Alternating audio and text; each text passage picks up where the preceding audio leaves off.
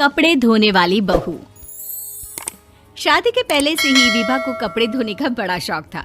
कभी नल के नीचे तो कभी तालाब के पास। अरे मेरी नीली वाली लुंगी नहीं दिख रही है।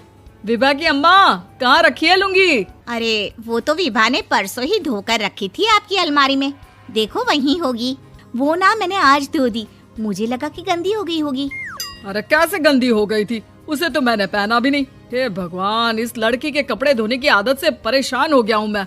जितना तो घर में राशन नहीं आता, उससे कहीं ज्यादा डिटर्जेंट पाउडर का खर्चा है।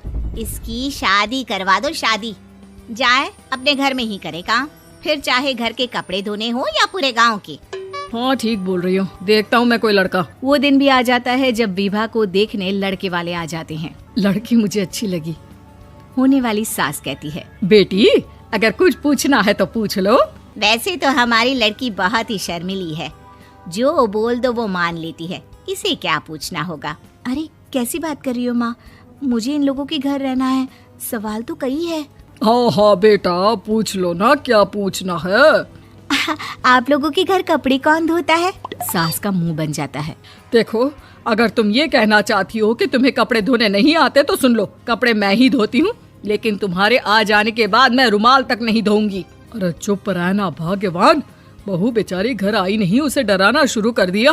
वो क्या है ना बिटिया, अभी तक तो ये कल्लू की माँ ही धोती थी, लेकिन अब तुम्हारे पापा तो दहेज में वॉशिंग मशीन देंगे ही। तभी विभा की माँ बोल पड़ती है, सवाल भी पूछा तो क्या। वैसे भाई साहब, मशीन की तो फिर भी कपड़े धोने की कैपेसिटी होती है। मतलब जो बिटिया दे रहे हैं ना विभा, इसे कपड़े धोने का बहुत शौक है। ये आप लोगों के क्या, आस पड़ोस गांव मोहल्ले सबके कपड़े धो दे और उफ तक ना करे। बाहर देखा नहीं आपने कितने कपड़े सूख रहे हैं? सब हमारी बिटिया ने ही तो धोए हैं। बस भी करो ना माँ, शर्म आ रही इतनी तारीफ सुनकर। और तो और एक दाग निकाल कर दिखाओ तो मान जाऊँ। हाँ अच्छा, माफ करना बेटा, मैंने गलत समझा।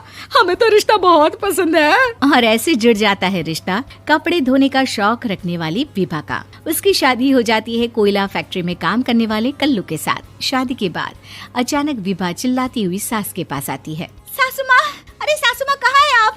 ये तो धोखा है, धोखा दिया आप लोगों ने मुझे। इसे ससुर के चक्कर के बारे में पता चल गया। अरे तो उसमें तुझे क्यों धोखा मिला है? अरे नल में पानी नहीं आता, कपड़े कैसे कब धुलेंगे? अच्छा, तू पानी नहीं आ रहा उसकी बात कर रही है। तो आपने क्या सोचा? कुछ नहीं। अच्छा, तेरी माँ ने कहा था कि कपड़े धोने का शौक है तुझे, याद आया मुझे।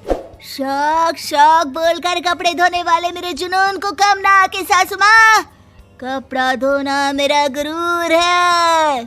तभी पति भी वहाँ आ जाता है। अभी मैंने इसे सनी देओल की फिल्म दिखाई है, उसी के डायलॉग मार रही है माँ। अच्छा सुन, साफ साफ बता रही हूँ, पानी सुबह 4 से 6 और शाम को 10 से 12 आता है, समझी?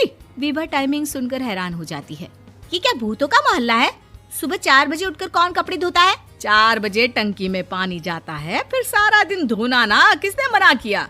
अरे कैसी बात कर रही हैं? 200 लीटर की टंकी में कितने कपड़े धो लूंगी मैं, सुबह ही उठ जाऊंगी मैं। अब क्या था, विभा सुबह 4 से लेकर रात के 12 बजे तक कपड़े ही धोती रहती। एक रोज सास पड़ोस से निकलकर कहीं जा रही होती है कि साथ वाली कहती है, हाँ कल्लू की माँ, जरा ये बताओ कि 2 साड़ी है, 2 ब्लाउज और एक पेटीकोट और एक नाड़े वाला लंबा कच्छा। हाँ तो? अरे तो क्या, कितना लोगी धुलाई ये बताओ। धोबन दिख रहे हैं हम क्या? हमारे पति सरकारी नौकरी से अभी रिटायर हुए हैं और बेटा सुपरवाइजर है कोयला फैक्ट्री में। धोबन समझ रखा है हमें? हाय रे कल्लू की अम्मा, माफ कर दो, वो तो मोहल्ले में यही सब बता रहे थे कि तुमने बहू को कपड़ा धुलवाने के काम में लगा दिया है। सास को पड़ोसन की बात सुनकर गुस्सा आ जाता है। वो घर पहुंचती है जहां घर के बाहर ही इतने सारे कपड़े सूख रहे होते हैं जितने कि किसी धोबन के घर पर। अरे ओ कल्लू की दुल्हन, बाहर निकल।